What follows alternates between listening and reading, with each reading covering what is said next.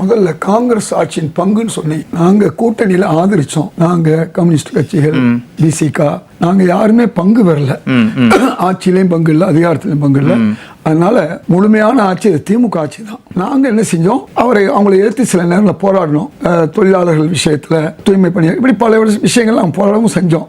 அதே நேரத்தில் நாங்க அவர்களுக்கு நல்ல விஷயங்களுக்கு ஆதரவும் கொடுத்தோம். இன்னைக்கு எல்லாரும் என்ன நினைக்கிறாங்க, என்னமோ இந்த ஆட்சி வந்த உடனே ஏதோ ஒரு சினிமா மாதிரி இருக்குன்னா சொல்றாங்க. இல்ல, பெருந்தலைவர் காமராஜர் ஆட்சி காலத்தில் பேச தெரியாத காலம். அவங்க அதிகமா பேச மாட்டாங்க, செயலில் ஈடுபட்டாங்க. பிறகு எங்க அண்ணா ஆட்சி வந்துச்சு, ஒரு பேச்சு இருந்துச்சு, நிதானமான பேச்சு இருந்துச்சு. அதுக்கு பிறகு கலைஞர் ஆட்சி வந்துச்சு. அப்பெல்லாம் பார்த்தா திராவிட நாடு எங்கே இருக்குன்னு கேட்டா, அதாவது பாவாடை நாடாவை அவிழ்த்து பார்த்தா இப்படி எல்லாம் பேச்சுக்கள் எல்லாம் உண்டு, எல்லா காலங்களும் உண்டு. இப்ப எங்க அப்பா சொல்லுவாரு, அவங்க அப்பா காலத்துல தாத்தா காலம் வந்து எப்படியே இருந்துச்சு அப்படின்னு. இப்ப நம்ம சொல்லுவோம் எங்க அப்பா காலம் நல்லா இருந்துச்சு, இன்னைக்கு இப்படி ஆகி போச்சு அப்படின்னு சொல்லுவோம். இதெல்லாம் கால மாற்றத்தை ஒழிய அன்னைக்கு உள்ள பேச்சு இன்னைக்கு வேற லெவலுங்கிற வார்த்தை வந்துருச்சு. அதெல்லாம் வரும்போது அப்படிதான் இருக்கும். மக்கள் மத்தியில் என்ன வார்த்தைகள் புழங்குதோ, சினிமா வந்து இன்னைக்கு மக்கள் மத்தியில் முழுமையா இருக்கு. சினிமாங்கிறது விஜய் மட்டுமல்ல, அண்ணாவா இருக்கட்டும், கலைஞரா இருக்கட்டும், அதற்கு பிறகு முன்னாள் முதல்வர் ஜெயலலிதாவா இருக்கட்டும், எல்லாமே சினிமா துறை தான். நீங்க அந்த 59 வருஷம் ஆட்சினே சொல்லிட்டு வரலாம், அண்ணாவுக்கு பிறகு உள்ள ஆட்சியை சொல்லலாம். அப்ப ஒவ்வொரு ஆட்சியும் ஒரு விதமா நடக்கும். இப்ப எனக்கு வந்து இன்னைக்கு உள்ள பிள்ளைங்க பேசுற பேச்சு வந்து வித்தியாசமா இருக்கு. நம்மளாம் என்ன சொல்லுவோம், என் பிள்ளைக்கு செல்போன்ல தெரியற விஷயம் எனக்கு தெரிய மாட்டேங்குது சொல்றமா இல்லையா? அல்லது கால ஓட்டத்துக்கு தகுந்த மாதிரி அவங்க இருப்பாங்க, நாம அந்த கால ஓட்டத்துக்கு தகுதியா இருக்க முடியாது. அப்ப யார் அப்படி இருக்காங்களோ அவங்க கொஞ்சம் விவரமா இருப்பாங்க. அதனால இதை ஒரு காரணமா நம்ம சொல்ல வேண்டிய அவசியம் இல்லை. ஆனா முதலமைச்சருக்குன்ற ஒரு பொறுப்பு, ஒரு கண்ணியம் இருக்குல்ல, அந்த கண்ணியத்தை அவர் தவறுறாருன்ற ஒரு கேள்விதானே. இதைத்தான் நான் சொல்றேன். இந்த காலத்துல நீங்க பார்க்கலாம் கண்ணியம் இல்லாம, இன்னைக்கு உள்ள இளைஞர்கள் வாக்களித்தவர்களை பார்க்க மாட்டாங்க. இது இப்படித்தான் இருக்கணும். இன்னைக்கு சண்டை காட்சிகள் அதிகமா இருக்கு. நீங்க ஒரு பாலும் பழமும் பார்த்தால் பசி தீரும், இப்படி ஆலய மணி எல்லாம் பார்த்துருக்கீங்க. இன்னைக்கு படம் பார்க்குறீங்க, ரெண்டுக்கு என்ன வித்தியாசம்?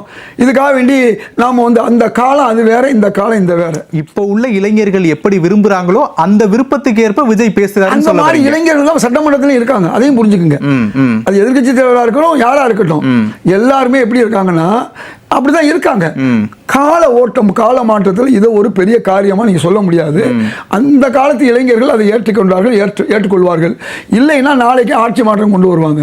ஒரு பெரிய சட்டமன்றத்துக்குள்ள ஒரு கண்ணியத்தை கடைபிடித்து பேச வேண்டிய முதலமைச்சர் ஏன் கடைபிடிக்க மாட்டேங்கிறார்? ஆளுநருக்கு நன்றி கூட தெரிவிக்காமல் சைகையை செய்வதில் என்ன அவருக்கு தேவை ஏற்பட்டிருக்குன்னு கடந்த முறை ஆளுநர் போனார், ரவி.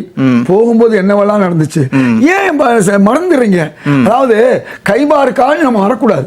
நான் எனக்கு வேண்டியவங்க இவங்க, அதனால நான் அவங்களுக்கு ஆதரவா இருப்பேன், வேண்டாதவங்க அப்படிலாம் இருக்கக்கூடாது. எப்பவுமே பொதுமையா பேசணும், நேர்மையா பேசணும். இதை விட மோசமாக அந்த ஆளுநர் வெளியே போகும்போது நடந்ததெல்லாம் நீங்க பார்த்தோம். செய்ய மட்டுமல்ல, உடல் மொழிலாம் பார்த்தோம்.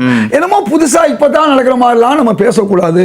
அதனால அதை புரிஞ்சுக்கங்க. இன்னைக்கு அவர் பேசினாரு, இன்னைக்கு பெண்கள் விஷயத்தை அவர் பேசலாம் கிடையாது, அழகா பேசினாரு. இந்த பாருங்க, பெண்கள் பாதிக்கப்படுவதை சகித்துக் கொள்ள முடியாது மட்டுமல்ல, அதுக்காண்டி நாங்க என்ன செஞ்சிருக்கோம் அப்படிங்கறது அவர் சொல்றாரு. அப்போதைய ஆளுநர் தேசிய கீதம் பாடப்படாதது சரின்னு திமுகவுக்கு ஆதரவா ஸ்டாண்ட் எடுத்த காங்கிரஸ் இப்ப சரி இல்லைன்னு சொல்றாங்க. அப்ப அந்த ஸ்டாண்டே மாறுதல், அப்படி நம்ம கிட்ட எப்படி மாறாம இருக்கும்? ஸ்டாண்ட் மாறுறதுக்கு பேர் தான் மாற்றம்.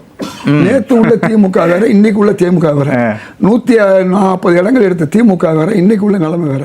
நீங்க ஏன் மக்கள் வந்து மாற்றம் கொடுக்குறாங்க? நீங்க மக்களுடைய மனப்போக்க நீங்க புரியாத வர நாம வந்து பின்னணியில் தான் இருப்போம். அவர் தெளிவா பேசுறாரு. நாங்க இந்த கட்சி இதுக்கு வரும்போது எங்களுடைய ரசிகர் மன்றம் என்ன செஞ்சிச்சு, எந்தெந்த போராட்டங்களை, ஜல்லிக்கட்டா இருக்கட்டும், ஈழ போராட்டமா இருக்கட்டும், கொரோனா காலம் நாங்கெல்லாம் செஞ்சோம், கல்வி உதவி செஞ்சோம். நாங்கள் சும்மா வந்து திடீர்னு வரல, கட்சி ஆரம்பிச்சு 2 வருஷம் நாங்க வந்திருக்கோம்.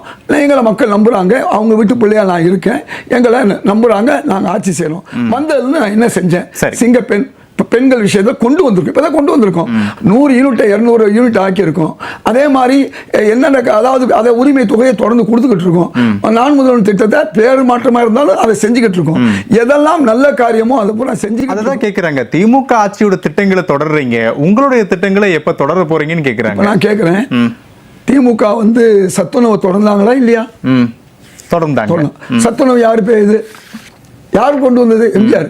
அது எம்ஜிஆர் கொண்டு வந்தாரு இல்ல, காமராஜர் கொண்டு வந்தார். காமராஜர் கொண்டு வந்த திட்டம் சத்துணவா மாறுது. அதை முன்னாள் முதல்வர் ஸ்டாலின் வந்து அதுக்கு அடுத்து ஒரு எக்ஸ்டென்ஷன் திட்டமா காலை உணவு கொண்டு வந்தார். அதெல்லாம் புரியுது, இது தெரியுது. இதுல புதிய திட்டங்களையே நீங்க தொடங்க மாட்டேங்கிறீங்கன்னு கேக்குறாங்க. நிறுத்த முடியாதுன்னு சொல்ல வரேன். நிறுத்தினாதான் தப்பு. அப்ப அம்மா உணவகம் வந்துச்சு, அதை கொஞ்சம் அரைகுறையா கடப்புல போட்டா அதுதான் தப்பு. அந்த அம்மா உணவகத்தை நான் சரி செஞ்சேங்கிறாரு. சரி, நீங்க கொஞ்சம் யோசிக்கணும். முந்தின திட்டத்தை நான் மாற்றவில்லை, எந்தெந்த திட்டம் நல்ல திட்டமோ அது தொடருவோங்கிறாரு. இத தொடராம இருந்தா என்ன செய்வீங்க? இன்னைக்கு அதை பத்தியே பேசிட்டு இருப்பீங்க. அவர் தொடர்றாரு. புதிதாக என்ன செய்யறாரு?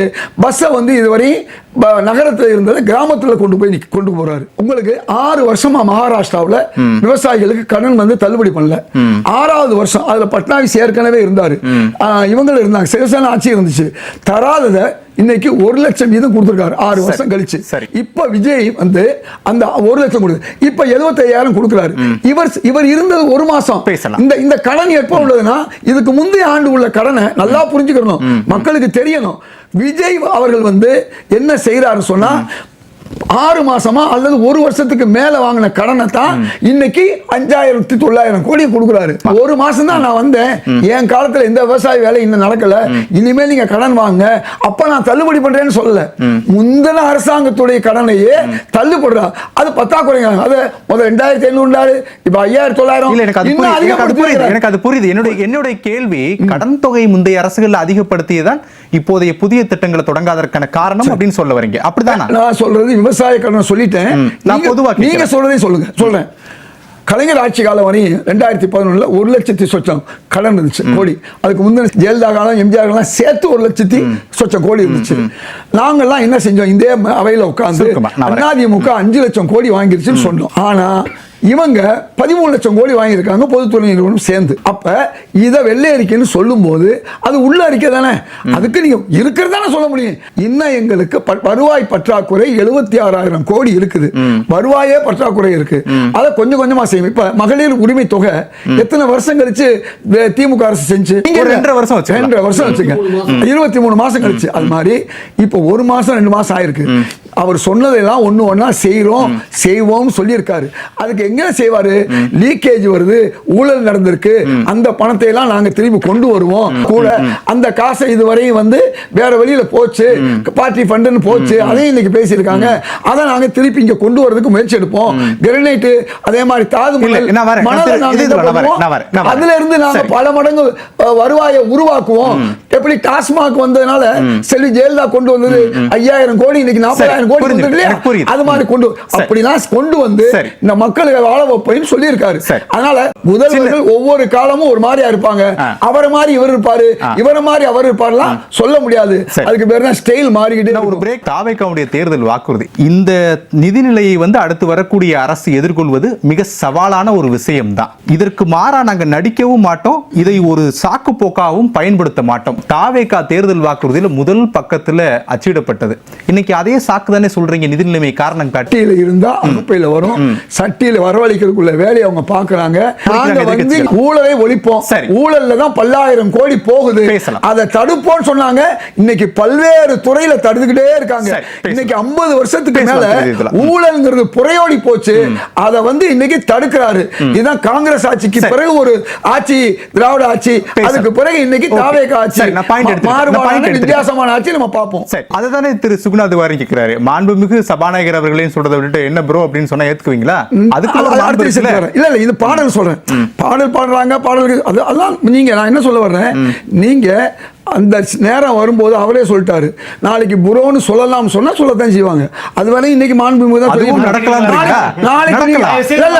நாளைக்கு நீங்க வந்து யாராவது மாத்தினீங்கன்னா அப்ப சொல்றேன். இன்னைக்கு என்னவோ பேசுறாங்க, ஊகம் எல்லாம் பேசக்கூடாது. நாளைக்கு புரோன்னு சொல்லுவாங்க, கரோன்னு சொல்லுவாங்களா? இல்ல, நீங்க இன்னைக்கு என்ன சொல்ற? இன்னைக்கு இந்த மாண்புங்கிற வார்த்தையை யாருமே பேசுறது கவனிச்சா? நீங்க இந்த சட்டமன்றத்தில் 2 நாளா பாத்தீங்கன்னா எல்லாரும் முதல்வர் எதிர்கட்சி பேசுறாங்க. அந்த வார்த்தையெல்லாம் இப்ப கொஞ்சம் கொஞ்சமா குறைஞ்சிக்கிட்டு வருது. அதனால எது எது நடக்குமோ தான் நடக்கும் சார். இன்னைக்கு ஆர்டிஓ ஆபீஸ், ரிஜிஸ்டர் ஆபீஸ், இதெல்லாம் நான் சமீபத்தில் நான் போயிட்டு வந்தேன். எனக்கு ஆர்டிஓ சொன்னாங்க சில காரியங்களுக்கு எதையுமே வாங்கல, கொஞ்சம் யோசிக்கிறாங்க அப்படிங்கிறாங்க. அது எவ்வளவு நாள் யோசிப்பாங்கன்னு தெரியல. அது கடைசி வரை ஒரு 5 வருஷத்துக்கு இந்த ஊழல் ஒழியும்னு நினைக்கிறேன். 2400 கோடி ஊழல் நடந்துச்சு. அது 1700 கோடி கொடுத்துருக்காங்க கான்ட்ராக்ட். உத்தண்டி திருவாமூர் மேம்பாலம், இப்படி ஒவ்வொரு விஷயத்திலையும் அவங்க பார்க்குறாங்க. ஊழல் ஒழிந்து அதன் மூலமா மற்றது நடக்கும்னு நினைக்கிறாங்க. அந்த பாதையில போறாங்க. அது எப்போ ஒரு மாசம் முடியாது, இன்னும் கொஞ்ச நாள் கழிச்சு முடியும். நீண்ட காலமா மக்கள் எதிர்பார்த்த ஊழல் ஒழிப்பு என்பது துவங்கி இருக்கு. அதை எடுத்து சொல்றாங்க. அது இல்லைன்னா சொல்ல முடியாது. முழுமையா நடக்குதா இல்லையாங்கிறது காலம்தான் பதில் சொல்லணும். சரி.